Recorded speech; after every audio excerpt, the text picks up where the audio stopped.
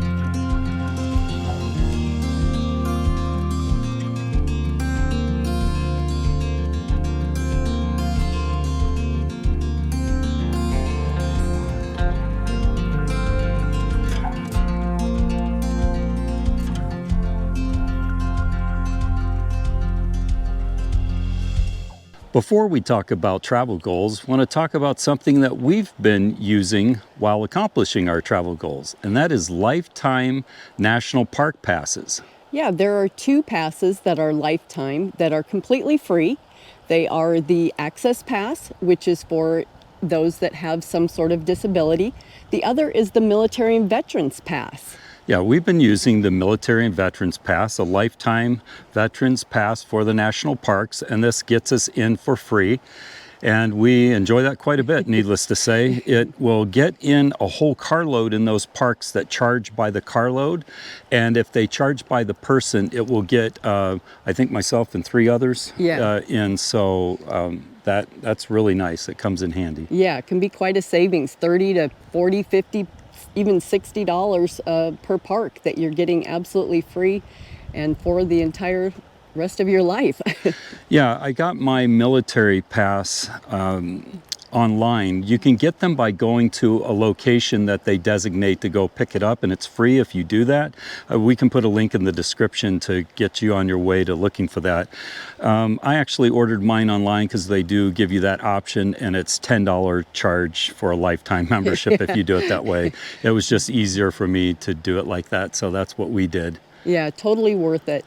The Access Pass is, you don't have to be receiving disability benefits or anything. I believe you just have to have some sort of paperwork from your doctor and get that for free also. Yeah, it's either bring a note. I think you can even bring a note from your doctor or maybe have a form signed or something like that. But I think you can actually just bring a note establishing your disability. So look into that. Yeah. We've been living and traveling full-time in an RV for about 8 years now. And when we first started out, we were looking at different types of RV rigs. And we just found ourselves a little bit confused. There were so many different ways to do this and to travel. And so what we had to do is we had to first establish our travel goals. What is it that we actually wanted to do? And that would better help us determine which type of rig to get in. Right. So when we first started out, our travel goals were to travel part-time, but stay in places for long periods of time, weeks, even months, immerse ourselves in the area, stay there for a while. So not just day-to-day traveling to a new place every day. Yeah, we didn't want to be in vacation mode, or what we call vacation mode. We'd been there, done that, and we just didn't like the hustle and bustle of it. Always picking up and leaving and everything, and then just getting to the next place. At that time, it would have been home, but getting to the next place unrested, and that's very just not relaxing, and it's stressful. Yeah. So for us, with those goals in mind, what worked out best was the rather large fifth wheel that we have. Because it feels like home. So when we're stopped for long periods of time, we feel like we're in our home. Yeah, we came from a rather big house, and we wanted something a little bit big because, as Susan said, we were going to park it in different regions of the West and just immerse ourselves in the local area and then spring out from there all over into whatever adventures we could find. And so when we went back and forth between a motorhome and a fifth wheel, it wasn't a matter of trying to make one of them bad in our mind, or completely destroy the idea of being in one of those, because we had been in a pull trailer before, we had been in a motorhome, and not full time, but we have been now living and traveling full time in fifth wheel for about 8 years, as I said. And so we opted for that, to stay out of feeling like we were in a vehicle. Nothing wrong with that at all. In fact, we'll prove that a little bit with our future intentions and stuff, but nothing wrong with that. But we just didn't want that at that time. So you have to determine what are your personal travel goals. Yeah, and our goal, we were living on the West Coast in the western half of the United States, and part of our initial goals were to stay within the West Coast in the more wide open spaces, not so much, the East is a little more crowded, more towns, more people. So with that goal in mind, it also fit in with the larger fifth wheel. Yeah, it fit very well. And one thing along these lines, with regard to your travel goals, don't let anyone dissuade you from the particular type of rig that you're interested in. Now, obviously, if it's going against your travel goals, then maybe you want to listen to them. Like if they're saying, well, that type of rig isn't going to fit your travel goals, then you might want to lend an ear to that. But if you know what your travel goals are, and you want to live in a car, or you want to live in a van, or a Class C, Class B, fifth wheel, motorhome, whatever it is, it's just got to fit the style of travel that you're going to do. Yeah, fit those travel goals. Just don't be swayed by what's popular at the time.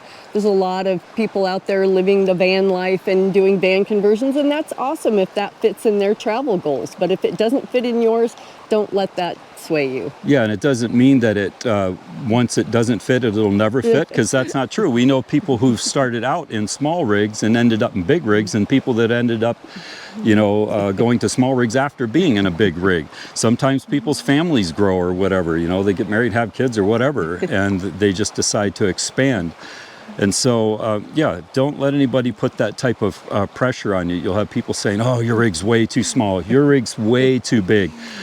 Well, it's probably not in either case, because if it fits your travel goals, then it's just right.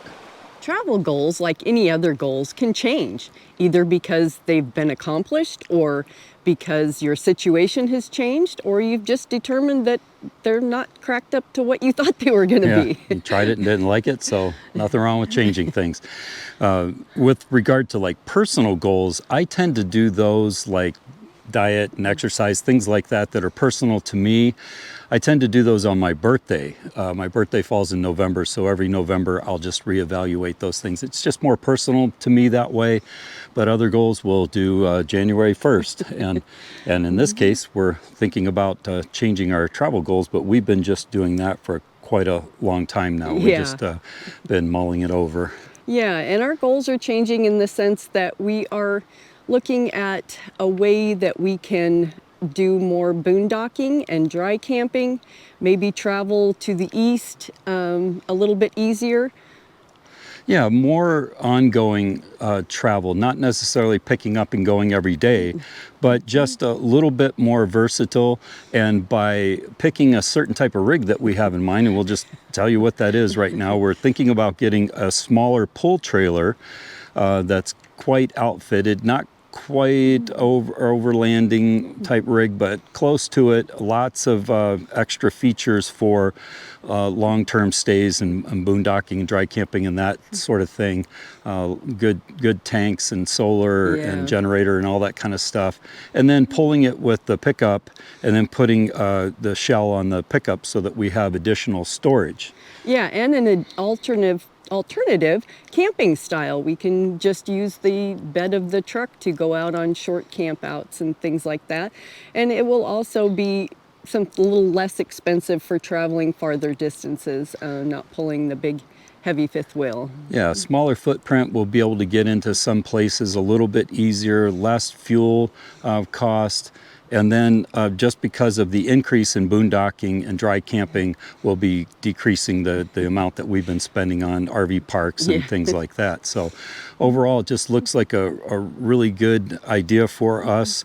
We're not completely there yet, but we're working on it, and we're going to see if that's going to be a go for us. Yeah. It's kind of hard because we're still enjoying what we're doing. So it's kind of one of those things, like if it didn't work out, we could still be quite happy or make ourselves happy doing what we're doing. But this would be a great way. So yeah, travel goals are something that can change, but most importantly, make sure you're the one doing the change and that it's fitting your lifestyle and your desires.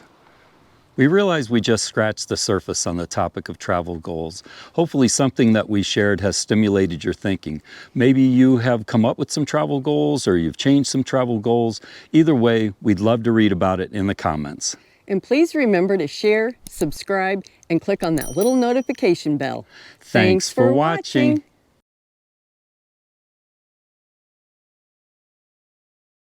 So what's your number one reason for wanting to change our rig and travel goals?